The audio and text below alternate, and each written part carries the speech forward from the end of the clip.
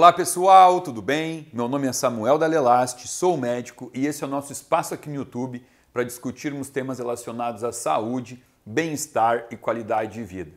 Lembrando que eu sempre faço a leitura dos comentários de vocês abaixo dos meus vídeos, até para tirar ideias de novos vídeos, o que o meu público está querendo saber.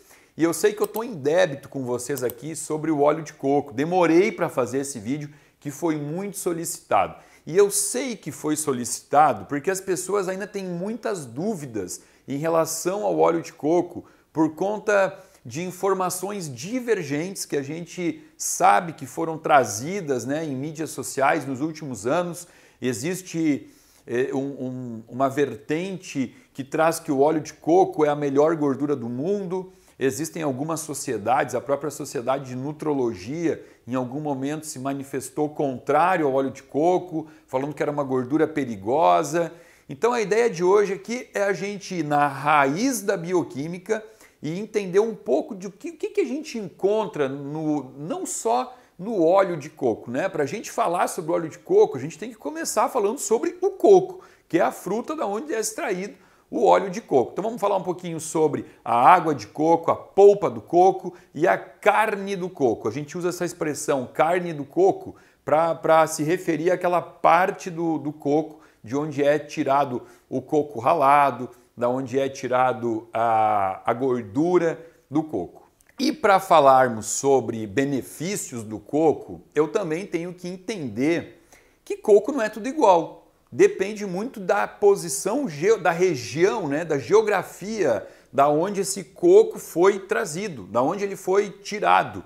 A gente sabe que existem regiões como Sri Lanka que tem a melhor condição climática para trazer o coco de melhor qualidade, umidade relativa do ar 60%, aquela região perfeita para que o coco venha rico nas suas propriedades. E para a gente falar aqui sobre o coco, tem que começar falando sobre a água de coco, porque essa aqui, até onde eu sei, é indiscutível. Não tem ninguém falando que a água de coco pode fazer mal. Isso é uma opinião, é uma informação embasada e unânime, aceita como um ótimo líquido para hidratação do corpo.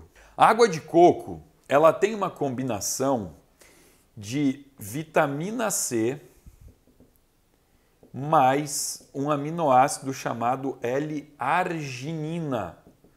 E essa combinação de vitamina C com arginina dá para a água de coco uma propriedade antioxidativa. Então é o antioxidante, oxidativa. Então aqui eu posso afirmar que água de coco tem efeito antioxidante. Samuel, o que é efeito antioxidante? Não vou falar aqui. Tem vídeo, bota aí Fernando para nós, tem vídeo falando sobre estresse oxidativo, onde eu explico tudo o conceito do radical livre, do antioxidante. Então antioxidante é extremamente importante e aqui está essa combinação. Porém, a gente sabe que esse aminoácido aqui, a arginina, para pessoas que têm tendência, que têm herpes de repetição, Herpes é aquela feridinha que pode dar na boca, pode dar na região genital, pode dar no corpo, o herpes zoster. A arginina ela pode ser gatilho para desenvolvimento de herpes. Então quem tem herpes não pode tomar água de coco? Não é que não pode, só não é legal que isso seja consumido diariamente, tá? Porque pode sim trazer problema de herpes de recorrência. Além de efeito antioxidante, a água de coco ela contém uma quantidade expressiva de potássio que faz com que haja um efeito cardioprotetor. O potássio tem esse efeito no corpo, ele protege doenças do coração. E existe na água de coco praticamente todas as vitaminas do complexo B, porque praticamente a única que fica de fora aqui é a B12, tá? Não se encontra a B12 na água de coco, mas eu tenho a tiamina, que é a vitamina B1, eu tenho a riboflavina, que é a B2, eu tenho a niacina, que é a B3, eu tenho a piridoxina, que é a B6, e eu tenho a B9, que é o ácido fólico ou folato. Tudo isso daqui eu encontro na água de coco. Além disso, eu também tenho a presença de alguns álcoois, que não é o álcool etílico. Não, álcool não é... A gente tem uma família de álcoois que não necessariamente esteja relacionado ao álcool que você conhece, que é a bebida. Por exemplo, vou falar para vocês um álcool aqui que muita gente vai se surpreender. Xilitol. O xilitol, ele termina em ol. Ele é um álcool que a gente usa como adoçante, né? Um adoçante natural, e não vai deixar ninguém bêbado, porque não é álcool etílico. Mas que vai ter aqui um efeito bactericida. Bactericida. O que é isso, Samuel? O que é um efeito bactericida? Ó, a gente usa dois termos na medicina, tá? Bacteriostático e bactericida. Bacteriostático é quando existe uma ação de diminuir a expressão da bactéria. A bactéria ela trabalha menos, ela não tem capacidade de ser malvada. E bactericida é morte de bactéria, né? Então aqui existe um efeito muito importante da água de coco, diminuindo a população de bactérias ruins, né? Fazendo com que seja, vamos dizer assim, uma água quase que estéril, né? Mentira, não posso usar essa palavra, mas é uma água isenta de muitas bactérias que poderiam estar fazendo mal para o nosso corpo. Além disso, eu encontro na água de coco alguns fito-hormônios. Olha aqui, categoria dos fito-hormônios. Quais, Samuel? Difenilureia, auxina, e eu tenho aqui as citocininas. E estes fito-hormônios têm função de estímulo de crescimento, por isso que a gente encontra coco nos cosméticos de pele, porque tem essa promessa, né, de estimular o crescimento, estímulo de colágeno, tudo isso. Então, fito-hormônios, e para finalizar, água de coco, nós encontramos também antioxidantes, né? Eu falei que a água de coco tem um efeito antioxidante por ter vitamina C associado à arginina, mas também eu encontro enzimas antioxidantes. Eu encontro aqui a catalase, que é uma enzima antioxidante importante, RNA polimerase, peroxidases, enzimas peroxidases, e também fosfatase ácida. Ó, aqui eu tenho enzimas com efeito antioxidante, tá? Então aqui a gente finaliza a água de coco com os fito-hormônios, a água de coco, não o coco, tá? Fito-hormônios e com essas enzimas. Aqui eu escrevi errado, é difenilureia, difenilureia. Pronto, agora tá certinho. O importante para entender aqui é que eu falei da água de coco até agora, por quê? Porque tudo que eu citei no quadro está abundantemente na água do coco. Porém, isso também está presente em quantidades um pouco menores na polpa do coco, tá? A polpa do coco, eu não sei se vocês já abriram, quando terminou de tomar o coco, você racha ele no meio, abre e você encontra uma melequinha, uma geleinha branca que envolve aquele caroço interno ali, e aquilo ali é maravilhoso de comer com uma colherinha.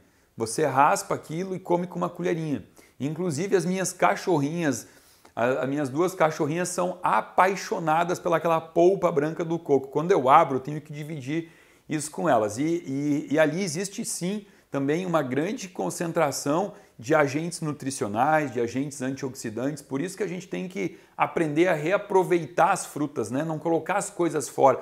Tomou a água de coco, joga o coco fora. Sempre que possível, é utilizar tudo que ele tenha para oferecer para a nossa saúde. Então já falamos de água de coco, já falamos da polpa do coco e agora vamos falar sobre a carne do coco, que é da onde é extraído o óleo de coco. Aqui, primeiro passo é a gente entender que quando eu extraio gordura de uma fruta gordurosa, por exemplo, quando eu extraio gordura, tiro o óleo da azeitona. Vocês já ouviram falar assim, existe a azeitona prensada a frio, que é a primeira prensa, né? Então, é esse o método mais saudável de extrair um óleo de algo natural e que contenha naturalmente gordura, né? Então, prensas a oliva, né? A frio, eu vou ter ali o azeite de oliva.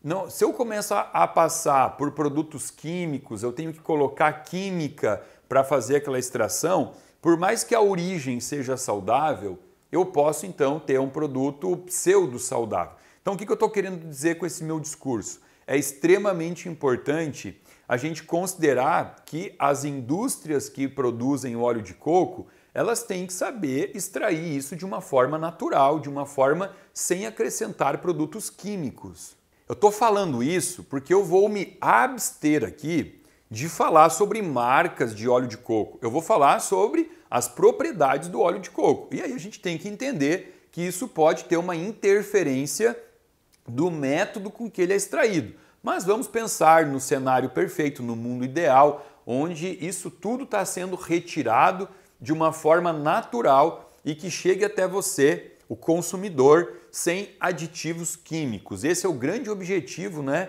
da escolha dos nossos alimentos. Não usarmos produtos alimentícios, e sim alimentos. Bom, em relação à carne do coco, que é da onde então vai sair o óleo de coco, existe algo aqui que eu tenho que trazer para vocês como uma informação importante, que é falar sobre TCM. Ou em inglês vocês vão encontrar a sigla MCT.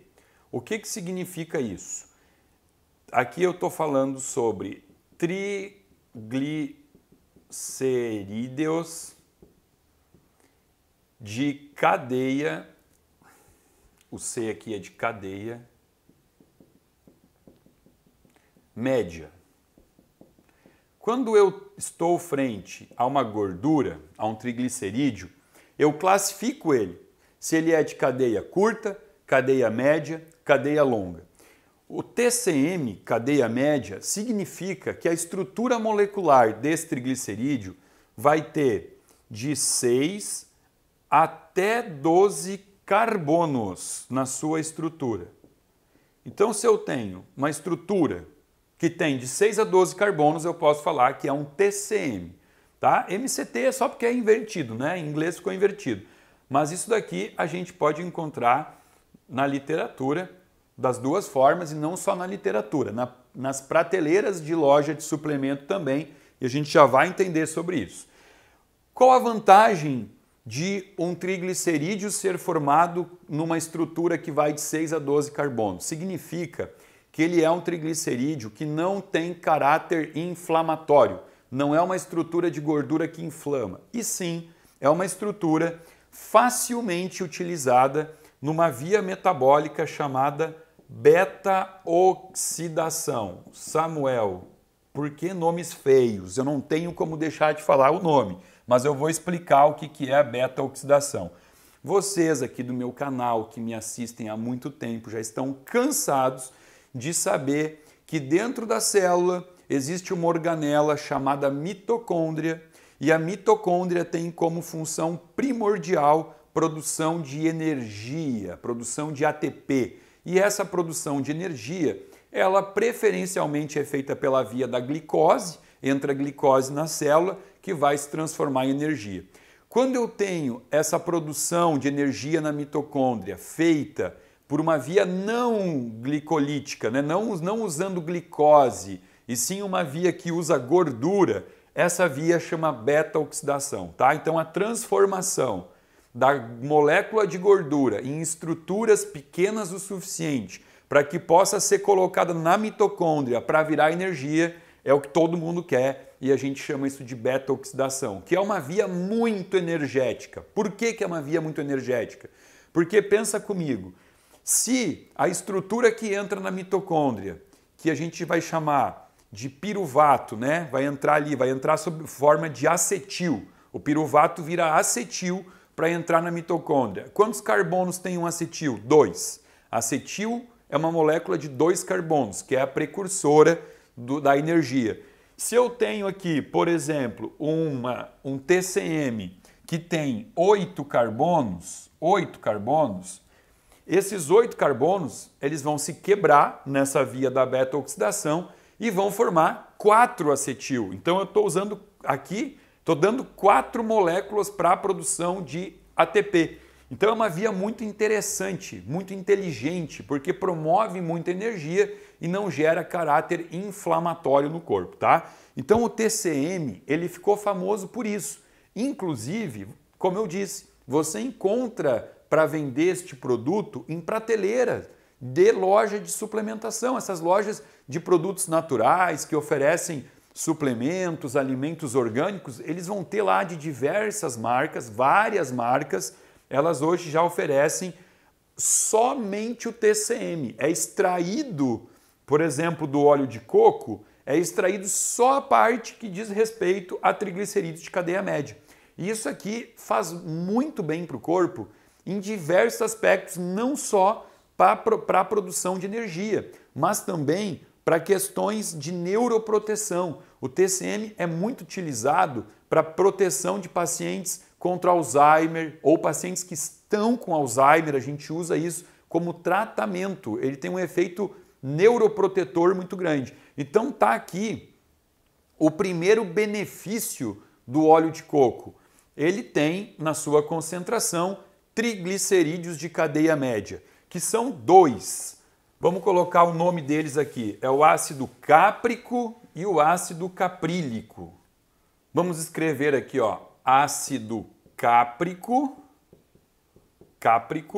Qual é a formação do ácido cáprico? Ele tem 10 carbonos, 20 moléculas de hidrogênio e 2 moléculas de oxigênio. E o ácido caprílico,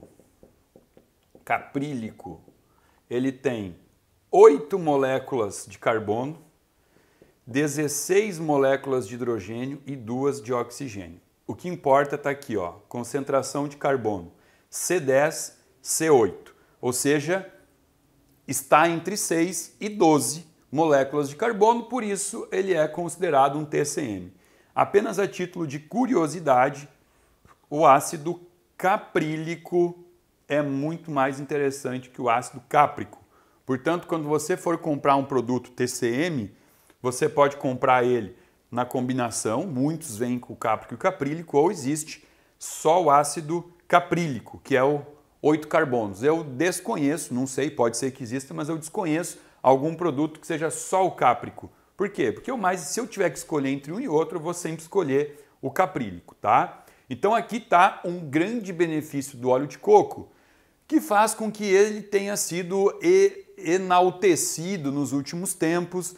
E aí o que acontece? Talvez, possivelmente, ele tenha sido usado demais, em altas concentrações. Isso é bom? Não, não é bom. Por quê? Porque o óleo de coco, ele não contém somente triglicerídeos de cadeia média. Ele contém um pouco de triglicerídeos de cadeia longa, que é o TCl. E os triglicerídeos de cadeia longa, eles são de caráter pró-inflamatório. O que não seria um problema se eu tenho um consumo moderado do óleo de coco, porque eu tenho muito mais TCM do que TCl. Só que se eu começar a consumir demais, mesmo tendo muito TCM, vai chegar uma concentração de triglicerídeos de cadeia longa que vai começar a gerar um processo inflamatório no meu corpo. Então esse é o problema de o porquê que é tão divergente as opiniões do óleo de coco. Porque talvez usando em excesso, ele não seja interessante. Talvez não, ele não é interessante usando em excesso. Claro que eu tenho que comentar aqui sobre algumas coisas que chegam a me deixar nauseado, que são informações trazidas sobre algum alimento com aquele caráter de distorção de artigo. Muitos artigos foram publicados mostrando que o óleo de coco não era legal, e quando eu fui ler o artigo, eram artigos que ou foram muito mal conduzidos, a maneira como foi montado o artigo não foi legal, ou a conclusão que as pessoas citaram do artigo não era o que o artigo estava dizendo. Porque muitas vezes eu leio um artigo e eu posso tirar a conclusão que eu quiser, depende do meu ponto de vista. Então assim, por exemplo, estudos que mostraram que com o consumo de óleo de coco aumentava o colesterol LDL. Teve um artigo que eu li que ele era enfático e ele realmente mostrou que houve um aumento do colesterol LDL. Mas em momento algum, esse artigo mostrou o que aconteceu com o colesterol HDL. Porque se eu tive um aumento do LDL, mas eu tive um aumento do HDL na mesma proporção, porque esse aqui protege contra esse, já não seria um problema. Mas o artigo ele enfatizou nisso daqui, ou seja, uma visão tendenciosa, porque ele não me contou como o HDL se comportou nesse estudo. Então, análise de estudo requer um pouquinho de malandragem, né? A gente tem que estar sempre pensando e analisando o que a gente chama dos vieses. Pode ter muito viés, muito erro no artigo, tá? Então eu fiz uma revisão na literatura recentemente para poder fazer esse vídeo para vocês e o que eu vi é que realmente não existe nada extremamente conclusivo falando sobre quantidades. Isso não existe, tá? Mas já que não tem na literatura algo que me mostre um posicionamento falando de quantidades, a gente vai continuar aqui estudando e olhando o que tem nesse alimento e aí eu posso tirar as minhas próprias conclusões, né? Porque como eu mostro para vocês, se eu tenho num alimento coisas muito boas, mas ao mesmo tempo alguma coisa que não seja tão interessante, nesse caso aqui eu tenho só que saber usar com parcimônia. Por quê? Porque um efeito anula o outro aqui. Às vezes eu vou ter alimentos que têm coisas boas e têm coisas ruins, mas a coisa boa não anula a ruim. Aí eu não posso consumir. Por exemplo, vou usar esse gatilho para falar sobre um dos outros benefícios interessantíssimos que eu tenho no óleo de coco, que é o ácido mirístico. Mirístico. Vocês já vão entender o porquê que eu estou falando sobre alimentos que têm coisas boas e ao mesmo tempo coisas ruins. Ó, aqui é uma gordura saturada, eu encontro aproximadamente 18% de ácido mirístico no óleo de coco, e o ácido mirístico ele é tão bom, mas tão bom, que é por isso que até hoje tem estudo sendo publicado mostrando que leite de vaca faz bem para a saúde. Por quê?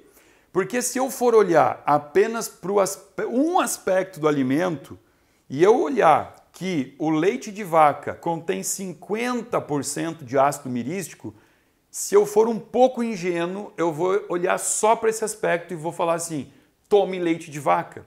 Porque o leite de vaca ele contém uma concentração enorme dessa substância que a gente já vai entender para que serve. Só que eu não posso ignorar o resto que tem no leite de vaca. Eu não posso ignorar a beta-casomorfina 7, a caseína. Não posso. Tem vídeo aqui, tá? Falando sobre leite. Então é isso. Quando eu vou fazer um estudo sobre um alimento, eu tenho que ter esse discernimento de enxergar ele como um todo. Porque é claro que um leite da vaca vai ter um monte de coisa boa, porque ela fez para alimentar o filho dela. Então, para aquele filho, tá tudo certo. Agora, quando entra em contato com o nosso corpo, tem outras coisas que não são interessantes para nós. Mas o assunto não é leite de vaca, é coco. Para que serve o ácido mirístico? Ele é uma gordura saturada que estimula, que aumenta uma enzima chamada delta 6 desaturase, que a gente vai encontrar com essa sigla aqui, D6D, que tem uma função de aumentar uma gordura insaturada, chamada ácido docosahexaenoico. DHA, que é uma gordura insaturada. Gente, aonde que você encontra ácido docosahexaenoico? Quer ver como vai ficar fácil de lembrar? Olha aqui, ó. Agora eu escrevo EPA e eu boto mais aqui, ômega 3. O ômega 3 ele é composto por ácido eicosapentaenoico e o ácido docosahexaenoico. Esquece o EPA, foi só para ilustrar. O ácido mirístico aumenta muito essa enzima que tem capacidade de aumentar o ácido docosahexaenoico, que tem uma função antioxidativa muito poderosa no corpo, tá? Inclusive questões também de neuroproteção. A gente usa isso aqui para melhorar a performance cognitiva, melhorar o raciocínio, melhorar a memória. Então, olha aqui, ó, tá aqui uma das estruturas mais saudáveis que a gente pode encontrar na gordura de coco. Também tem o ácido oleico e linoleico. Existe isso no óleo de coco? Sim, existe ácido oleico e ácido olinoleico. E você já ouviu falar sobre isso porque existe presença desses dois ácidos no azeite de oliva, que é um dos maiores benefícios do azeite de oliva. Está no óleo de coco, mas aqui eu não vou ser ingênuo de falar que está em percentuais importantes, porque não está. 6% de ácido oleico, 2% de ácido olinoleico. O azeite de oliva tem muito desses ácidos aqui, então a gente vai deixar para falar sobre eles quando a gente for falar sobre azeite de oliva, mas tem função antioxidativa também. E para finalizar, vamos colocar aqui o ácido láurico. Bom, muito se falou do ácido láurico presente no coco porque existe uma conversão de ácido láurico no intestino em monolaurina, que tem um efeito antifúngico, que seria muito interessante no intestino.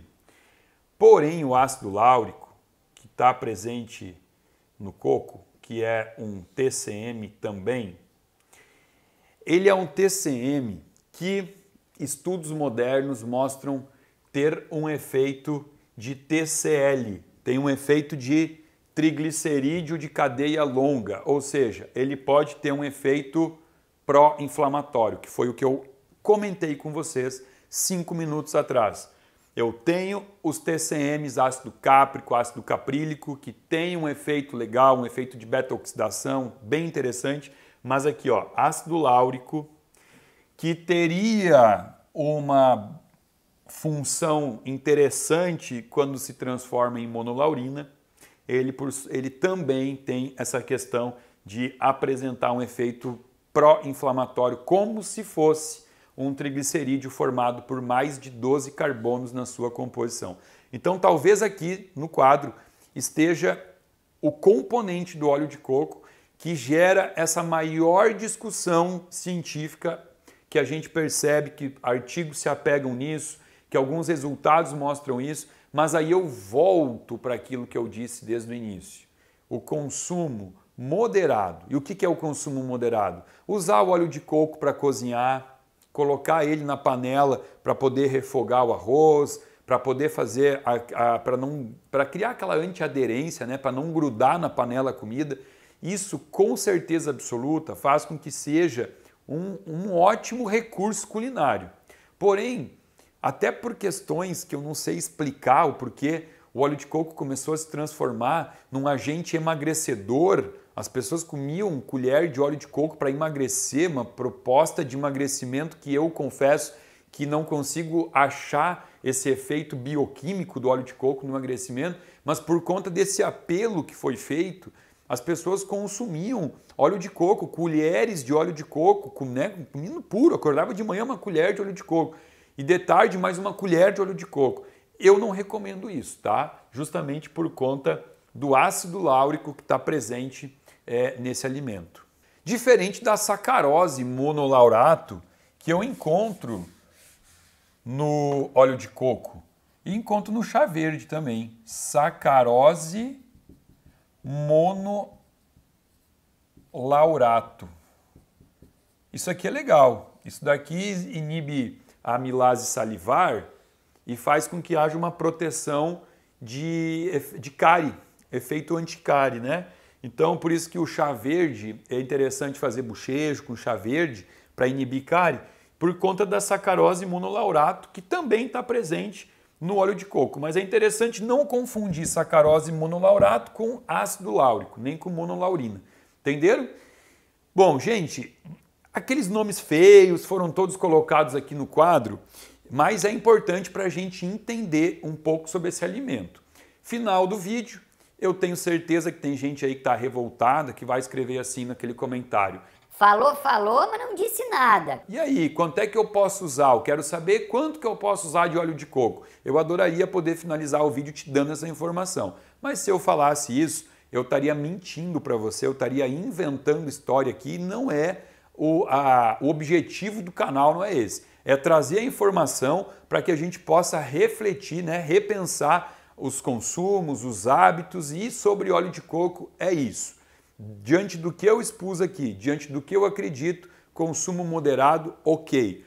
Agora, esse efeito emagrecedor de óleo de coco que faz com que as pessoas consumam isso excessivamente, não recomendo. E apenas antes de finalizar, você também pode utilizar o produto TCM, como eu falei que pode ser comprado pronto, ele pode ser usado também para substituir o óleo de coco na culinária, tá? Você pode usar ele para fazer receitas, para fazer trufa funcional, para cozinhar, e seria até mais interessante, tá? Porque aí você está usando somente o maior benefício do óleo de coco. Você está tirando só o TCM, você não fica com o ácido láurico, você não fica com algum outro possível agente que não seja 100% benéfico para você. Aqui sim, aqui a gente está falando de 100% de saúde. Eu até vou fazer um vídeo sobre TCM mais adiante, falando sobre o efeito do TCM no corpo. Pessoal, espero que tenham gostado do vídeo. Se você gostou, compartilha com os amigos, bota no grupo do WhatsApp da família, se inscreve no meu canal caso ainda não esteja inscrito e aciona o sininho para receber vídeo toda segunda e sexta-feira. Abaixo desse vídeo tem um link que você também pode acessar para se inscrever e fazer parte de um grupo VIP de pessoas que recebe conteúdo gratuito e exclusivo aqui do meu canal. Meu muito obrigado.